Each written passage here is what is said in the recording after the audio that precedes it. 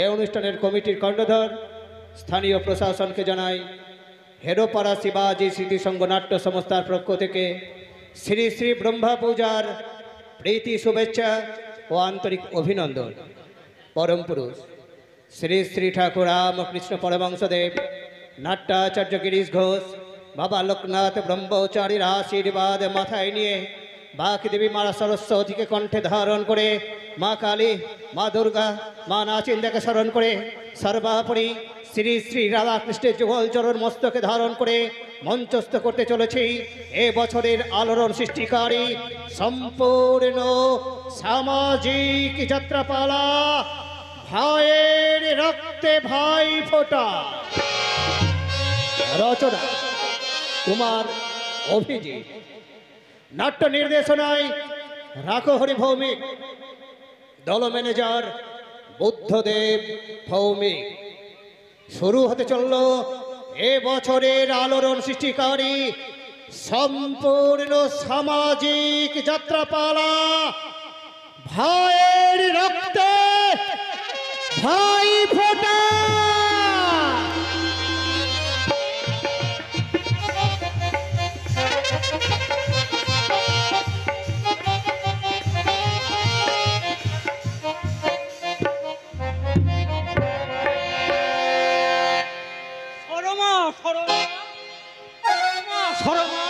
ঘরের দরজা জানালাগুলো সব বন্ধ করে দাও। ওই শয়তানগুলো এখানে আসবার আগে হরিকে বলো গেটটা বন্ধ করে দিতে। কি হলো? অমন করে চিৎকার করছো কেন? ওরা আমার পিছনে আছে। শর্মা, মামনি কোথায়? ঘরে ঘুমোচ্ছে। কেন, কি হয়েছে কি? হরিকে বলো গেটটা বন্ধ করে দিতে। ঘরের দরজা জানালা সব বন্ধ করে দাও। ওই শয়তানগুলো পারে না এমন কোনো কাজ নেই। ওরা হয়তো এখনই এসে পড়বে। কারা এসে পড়বে? ওই শয়তান বিশাল। আমি আসিয়ে গেছি সেন বাবু।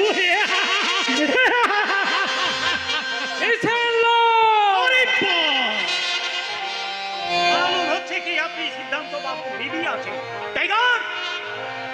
ও কি করছো? কুছু না সির্ফ বাবির সাথে দেবর একটু ইন্টু খেলছে আর কি।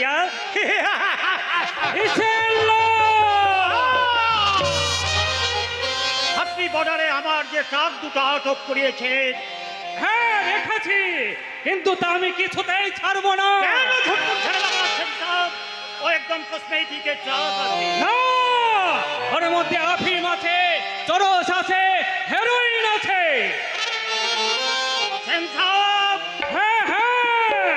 ওই সব বিষাক্ত ডাক দিয়ে তোমরা এই দেশের যুব শক্তিকে ভঙ্গ করে দিচ্ছ। তোমরা দেশের শত্রু, জাতির শত্রু। আমি এই দেশের শত্রু তো? হ্যাঁ, এই বিশেষ লালের সঙ্গে শত্রুতা করে আপনি চলতে পারবেন তো সাহেব? কই ভি পারেনি, আপনিও পারবেন না। নেই, আমি আপনার সাথে যোগ্য শত্রুতা করতে আসিনি সেন সাহেব। তবে বলো তোমরা কি করতে এখানে এসেছো? টাইগার, ও গরিবের অল্প কিছু ভেট। তোমরা টাকা দিয়ে আমাকে ভোলাতে এসেছো। रुपया इस दिन में सबसे बड़ा चीज है।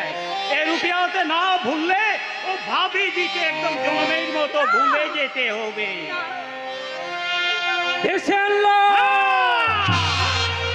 পুজোর ঘরে যাবার আগে এই টাইগার ওই ভাবিজির পুজো একদম বলো হরিবল করে কমপ্লিট করিয়ে দিবে। না দেখছেন তো সাহেব, আপনি নিজের চোখে দেখছেন তো ভাবিজি কেমন ভয় পেয়ে চমকে গেছে। কেন মিছে আপনি আপনার বিবিকে হ্যারাস করছেন? আরে লিন সাহেব, হ্যাঁ কিছু দেই না তো ঠিক আছে, আর কিছু না। আমি স্টপ ইট, যাও তোমরা এখান থেকে চলে যাও। তো ঠিক আছে, আজ আমি চলিয়েই যাচ্ছি, লেকিন এ ভীষণ লাল কবি খালি হাতে ফিরে যাবে না। হ্যাঁ, সঙ্গে করে নিয়ে যাব আমার আপনাদের পিয়ারের এই ভাবিজিকে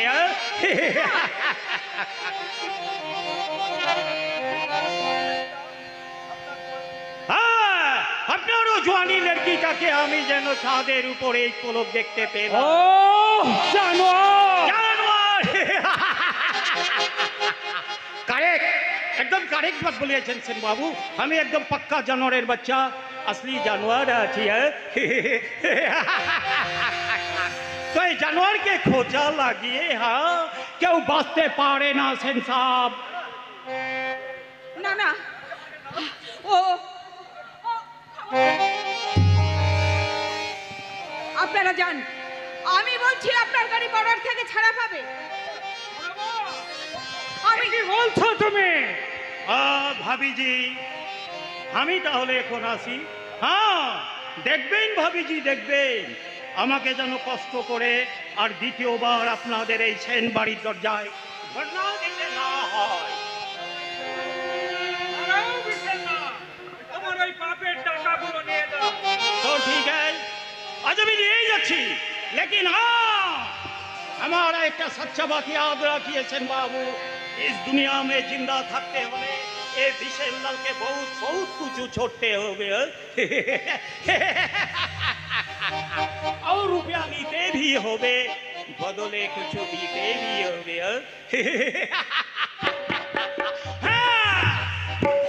लेना देना एकदम जीवन चक्रेर मतो चलते भी থাকবে।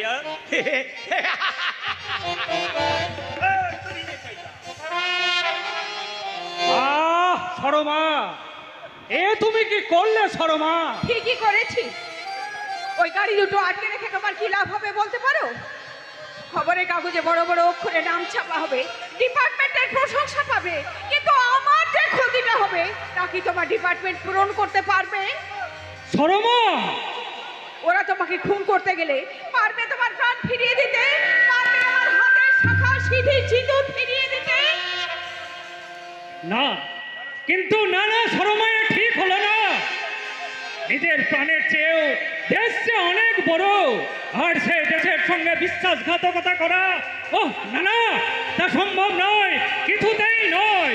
ও ভগবান, এখন আমি কি করব? একদিকে কর্তব্য মাটিতে মুখ থুবড়ে পড়ে কাঁদছে, অন্যদিকে দায়িত্ব চোখের তলে ভাসছে। আমি কোন পথে যাব? কোন পথে? তুমি শান্ত হও, শোনো। প্লিজ সরমা, প্লিজ আমাকে বিরক্ত করো না, আমাকে একটু একা থাকতে দাও। Leave me alone, leave me alone. ওগো ঠাকুর, একই সর্বনাশের কালো মেঘ আমার ভাগ্যাকাশে দেখা দিল ঠাকুর। দিন রাত এত করে তো চোখের জলে তোমার পা ধুয়ে দিচ্ছি, কিন্তু এখনো কি আমার প্রায়শ্চিত্ত হলো না ঠাকুর? এখনো কি আমার প্রায়শ্চিত্ত হলো না?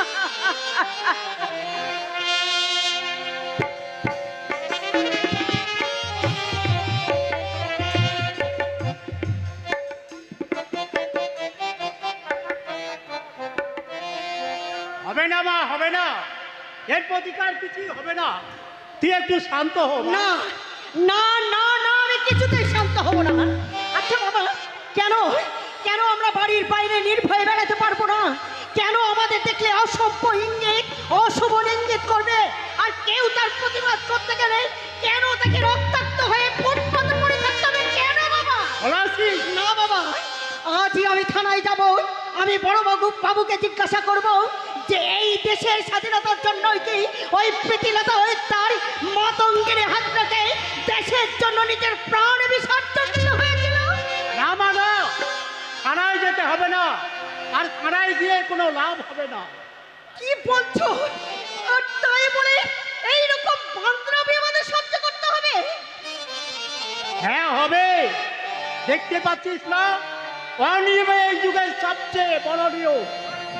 বাবা, ওরা গ্রামের মাথা, শত অন্যায় করলেও মুখ বুঝে সহ্য করা সেও। তুমি কি বলছো বাবা? তাহলে অন্যায় যে করে আর অন্যায় যে সহে, এই কথাটা কি তাহলে মিথ্যা বাবা? হ্যাঁ মিথ্যা। এদিকের ভান্ডারের সততা কবিগুরু বাণীকে মিথ্যা করে দিয়েছে। আজ অন্যায় প্রতিবাদ করতে গেলে বুকে রক্ত দিয়ে তার খেসারত ধরতে হয়। সমাজে এই নগ্ন চিত্রটা দেখতে পাচ্ছিস, অন্যায় ধ্বংস স্তূপের উপরে দাঁড়িয়ে তুই অন্যায় কি প্রতিবিধান করছিস? আজ আজ আমি একা, কিন্তু কাল কাল ওই 1 থেকে হবে 100, আর 100 থেকে হবে 1000 বাবা। ওরে চুপ কর, তুই চুপ কর। পথে ঘাটে কত মেয়েকে নিয়ে কত কি ঘটে যাচ্ছে, তাতে কার কি হচ্ছে? বড় জোর হাজার হাজার লোক নিয়ে মিছিল, কাগজে কিছুদিন হইচই, বড় বড় অক্ষরে কিছু দেয়াল লিখন, ব্যাস তারপর মেয়েটার কি শুরু হলো। আজ পথে ঘাটে প্রতিবাদ করতে গেলে যদি একটা কিছু ঘটে যায়, তখন কে বাধা দিতে ছুটে আসবে? বল, কে আসবে? তুমি হঠাৎ আমার বাড়িতে? হ্যাঁ, আপনার মেয়েকে আমার ছেলেরা পথের মাঝে একটা বিশ্রী কাণ্ড। হ্যাঁ শুনেছি। হ্যাঁ, তাহলে তো সব মিটেই গেল। এক মা আমি দেখ, এসেছি ওদের হয়ে ক্ষমা চাইতে। এক মা দেখ, শিকার নিজে এসেছে ক্ষমা চাইতে। হ্যাঁ, ওরা সব আপনার পিছনে বেঞ্চের ছাত্র, জানেন তো। প্রথম থেকেই ওরা একটু বেয়ারা টাইপের, মানে যাওয়া আসার পথে ওদের সঙ্গে একটু হেসে কথা বললে তো সব ঝামেলা মিটে যায়। কেন সরকার কি এমন কোন নিয়ম বের করে দিয়েছে নাকি যে মেয়েদের পথে বেরোতে হলে সবার সঙ্গে কথা বলতে হবে? কে অসভ্য ইঙ্গিত করলে তাদের সঙ্গে এসে কথা বলতে হবে? পলাশি, বলতে দিন স্যার, বলতে দিন। মনের ভিতরে জমে থাকা ক্ষোভটা একদম কেটে যাবে। শুনুন, কতগুলো পাঁদরকে আমার পিছনে লেলিয়ে দিয়ে এই ভালো মানুষ সাজতে আসবার কোনো প্রয়োজন নেই। দাঁড়ান ম্যাডাম, দাঁড়ান। মেয়েদের অত দেশ কিন্তু ভালো নয়। ওই শিক্ষাটা আপনার কাছ থেকে আমি নিতে চাই না। এই পাড়ায় বাস করতে গেলে আমার কথা মতোই তোকে চলতে হবে। কেন? এই পাড়াটা কি আপনার নিজস্ব পৈতৃক সম্পত্তি না? যদি বলি তাহলে আমি বলবো আপনি মূর্খের রাজ্যে বাস করছেন। পলাশি, তুমি যাও বাবা, আমি ওকে ওকে বোঝাবার প্রয়োজন নেই মাস্টার মশাই, বরং আপনি ভালো করে বুঝে নিন। আমি হ্যাঁ, আপনি। এরপর যদি পথের মাঝে কিছু একটা ঘটে যায়, হ্যাঁ, তখন কিন্তু আমাকে দোষ দিতে পারবেন না। শিকার, শিকার মুখার্জি যাকে টার্গেট করে দুদিন পরে হলেও তাকে সে ঠিকই স্বীকার করে। শিকার শোনো বাবা, শিকার মাথা গরম করো না। এই মাস্টার, এই বাতাস একবার গরম হলে অনেক ঝড় বৃষ্টির পথে ঠান্ডা হয়। শিকার, প্রথমে আপনার চাকরি যাবে। না। ভাতের হাড়িতে মাকড়সার জাল না, না। পড়বে, আবরণে টাল পড়বে, তখনই দেখবো কি দিয়ে আপনার এই কন্যাটি তার তেজ ঢেকে রাখে। এসব কথা আপনি কেন বলছেন? এই, শোন, এই শিকার মুখার্জি যখন তোকে চেয়েছে, শুধু তোর এই ভাব করো জমের বাপেরও শান্তি নেই, তোকে বাঁচাই। কথাটা মনে রাখবি, কথাটা। এই প্রতিবাদ কর, পাড়ায় যা, আদালতে যা, পাড়ার লোকজন থেকে দেখ কে তোর বিপদে ছুটে আছে। বাবা, এই যে মেয়ে, শহীদের মেয়েটার কোনো খোঁজ পাওয়া যাচ্ছে না। পেয়েছি, হ্যাঁ? কন্যার খোঁজ আমি পেয়েছি। কোথায়? ময়ূরাক্ষী চড়াই। কি বলছো? শহীদ, শহীদদা, হ্যাঁ গো, মুন্নার খোঁজ না করে আমি দাওয়াতে বসে আছি। হঠাৎ বাচকটা নেচে উঠলো, আশঙ্কায় বুকটা আমার কেঁপে উঠলো। ছুটে গেলাম নদীর দিকে, ভাবলাম অভাবের জ্বালা সহ্য করতে না পেরে মেয়েটা বোধহয় গলায় কলসি বেঁধে শুয়ে পড়েছে। শহীদদা, কিন্তু কি দেখলাম, কি দেখলে? নদীর পাড়ে কলসি ভেঙে পড়ে আছে। হঠাৎ চোর দৌড়ে চড়াই নামতে গিয়ে পায়ে চড়িয়ে গেল মুন্নার শতছিন্ন শাড়িটা। আমি উন্মাদের মতো তার নাম ধরে ডাকতে ডাকতে ওই চড়ার নিচে নামতে গিয়ে হচট খেয়ে পড়ে গেল। শহীদদা, তারপর? হস্ত যা সূর্যের আলোয় দেখি আমার মুন্না ওই বালির উপর শুয়ে আছে। লগ্ন দেয় ক্ষুধার্ত পশুর মুখের আচর, আমি হতভাগীকে জড়িয়ে ধরে তার নাম ধরে কেঁদে উঠলাম, কিন্তু কিন্তু সে আমার ডাকে কোনো জবাব দিল না গো। শহীদটা জবাব দিলে না। জবাব আমরা দেব। তোমাদের চোখের জল মুছে পেল শহীদ, চোখের জলে কোনো লাভ হবে না। বাবা, হ্যাঁ মা হ্যাঁ, এতদিন ছাত্রছাত্রী নিয়ে নাড়াচাড়া করেছি, এবার সমাজটাকে ধরে একটু নাড়া দেবো। তাদের ভারকুম ভাঙিয়ে কাপুর সাথে গর্ত থেকে এক এক করে টেনে বার করবো। গ্রামে গ্রামে শোক মিছিল বার করবো, তারপর গ্রামের মাঝে জ্বালাবো বন্যার চিতা। সেই চিতার আগুনে নির্যাতিত মানুষের চোখের চলে ভেজা ভারতগুলো শুকিয়ে দাও হয়ে উপরে চলে উঠবে, আর তাদের একত্রিত ভারতের আগুনে সমাজের বিষাক্ত কীটগুলোকে পুড়িয়ে মারবো, পুড়িয়ে মারবো।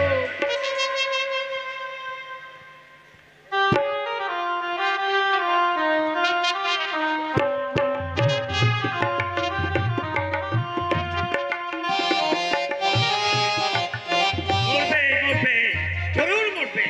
বিশেষ দলের সঙ্গে টক্কর লড়তে এসেছে সে আমার চালানার এক মামুলি কাস্টম অফিস যারা।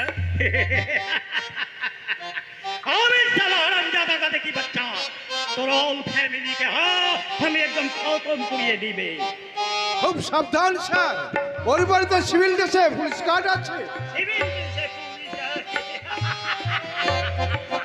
तो আপনি भी আছেন কি করতে? ওতে আমার কোনো হাত নেই স্যার, ওপর থেকে পুলিশের সাথে।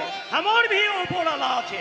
বলছিলাম কি স্যার, এখন একটু চুপচাপ থাকুন, থানায় বড় বাবু নেই, সব চাপটাই আমার ঘরে এসে পড়ে। আরে থানায় বড় বাবু নেই, তার চাপটা তোমার ঘরে এসে পড়বে, তার মাইনা ভরকারি রুপিয়া গিলছো, এই চাপ সহ্য করা তাকত হচ্ছে না। লালজি, আরে আতক বাবু ঘাবড়াচ্ছেন কেন? হ্যাঁ জানেন তো, ওই যে এখানকার এমএলএ আছে না, ও আমার একদম জিগি দোস্ত আছে। হ্যাঁ সে তো জানি। হ্যাঁ কিছু ডর পাবেন না আতঙ্ক বাবু, কিছু ডর পাবেন না। বিহার বর্ডার থেকে আমি ওস্তাদ নিয়ে আসিয়েছি, শেখ এই সমস্ত অপারেশন একদম হাতের তুড়ি মেরে কমপ্লিট করিয়ে দিবে। ওই শালা পুলিশের বাপ্পি কিছু মালুম করতে পারবে। কিন্তু বলছিলাম আবার কিন্তু ও কিন্তু একদম ছড়িয়ে দিই, কিছু গড়বড় হয়ে যাবে তো এমএলএ সাহেব আছে, দেন মাল তৈয়ার করিয়ে দেবে। বিচার চাই, বিচার চাই, বিচার চাই, বিচার চাই। কি ব্যাপার আতঙ্ক বাবু, বাইরে হল্লা কিসে? মতিপুরে নদীর চড়া কেসটা স্যার, ওই যে এমএলএ সাহেবের ছেলে যাকে, আমি সব কিছু জানি। মেয়েটা মরে গেছে স্যার। মরে গেছে? তো কি হলো? আরে এরকম ঘটনা হর রোজকে তো হচ্ছে। হ্যাঁ আপনি আপনার রিপোর্ট মে খ্যাচ করিয়ে লিখে দিন, লেডিটার একটা গড়বড় ছিল, সে শরীর বিক্রি করে সংসার চালাতো। হ্যাঁ আর ওই কুত্তগুলোকে লাঠি চার্জ করে ভাগিয়ে দিই, দরকার হলে গুলি চালান, ব্যাস সব একদম ঠান্ডা হয়ে যাবে। হিম্মত, এই হিম্মত, সব কুকুরগুলো ঘেউ ঘেউ করছে, শুনতে পাচ্ছিস না? ও কি করছিস?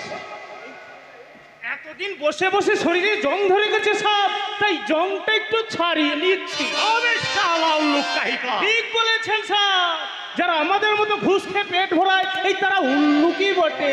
আমি কনস্টেবল ছোট উল্লুক, আর হচ্ছেন আমার ওপরওয়ালা, উনি হচ্ছেন বড় উল্লুক। Shut up! Yes, sir! যাও লাঠি পেটা করে শয়তানগুলোর হাড় গুঁড়ো করে দে। গেছিলাম স্যার, আমি ভজন সিং, ছোট্টুলাল, চৌবে সবাই গেছিলাম, কিন্তু কেউ ওদের আটকাতে পারলো না। কেন কেন পারবে না কেন? আবে এই শালা হারামজাদা, তোমাদের সরকার মাইনা দিচ্ছে না? মাইনে তো সবাই নিচ্ছে দেবতা সব, কিন্তু একটু খোঁজ নিয়ে দেখুন না, এই কাজ গজন করছে। চুপ! চুপচাপ তো পালিয়ে আসছিলাম সব, কিন্তু পেছন থেকে আমার ঘাড় ধরে বলল, এই এখন লাঠি নিয়ে তেরে এসেছিস, যখন লরি লরি চড়াই মাল তোদের নাকের ডগা দিয়ে পাচার হয়ে যায়, এই তখন তোদের লাঠি কোথায় থাকে? আমি না সব, এই ওরা বলল। যখন সিনেমা হলে অশুভ সিনেমাগুলো রমিয়ে চলে, এই তখন কি তোরা ধৃতরাষ্ট্র হয়ে যাস? এই ধৃতরাষ্ট্র কে? তোর বাবা। বিচার চাই, বিচার চাই। যাচ্ছি। যাবেন না সব, যাবেন না, ওরা আপনাকেই খুঁজছে আর বলছে মেজ বাবুকে ডেকে দে। বড় বাবুর পেছনে লেগে ওকে এখান থেকে তাড়ালো, এইবার ওকে পেলে একদম মেরে পোস্ত চচ্চড়ি বানিয়ে ফেলবো। What nonsense! এই কথা বললো আর তুই খয়নি মুলতে মুলতে চলে এলি? মাথা খারাপ সব, তাই কি কখনো পারি? এই আমিও খৈনিতে চাপ্পড়ে মেরে বলে দিয়েছি। কি বলেছিলি? ওই পোস্ত চচ্চড়ি হয়ে গেলে ওরা যেন আমাকে একটু খেতে দেয়। Shut up! যাও, বেরো এখান থেকে। যাচ্ছি সব, তবে আমার মন বলছে এবার আমাদের লুটোপুটে খাওয়ার দিন সব শেষ হয়ে গেছে। দেশের বিনয় বাদল দিনেশ আবার জেগে উঠেছে। ওকে 1930 সালে ওরা আবার ফিরে আনবে, ওরা আবার রাইট হাউস আক্রমণ করবে। রাইট হাউস আক্রমণ করবে? মেরে পিঠের চাল তুলে নেব। আরে কই ফর্দি? শের কই ফিয়র? কেন আমার মেয়ে খুনিকে এখনো ধরা হলো না? কত টাকা আপনার মুখে ওরা ছুড়ে দিয়েছে? Stop it! দারোগা বাবু! এইভাবে অন্যায় অত্যাচার করে এই দেশের মানুষের মুখ আর বন্ধ করতে পারবেন না। এবার আমরা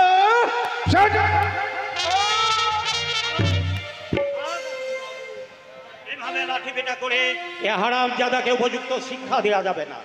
আরে চল শালা পাশের ঘরে, তোকে 3rd ডিগ্রি প্রয়োগ করে তোকে মর্মে মর্মে বুঝিয়ে দেবো আমাদের বিরুদ্ধে ফালতু কথা বলার পরিণাম কি ভীষণ, কি ভয়াল, কি ভয়ঙ্কর।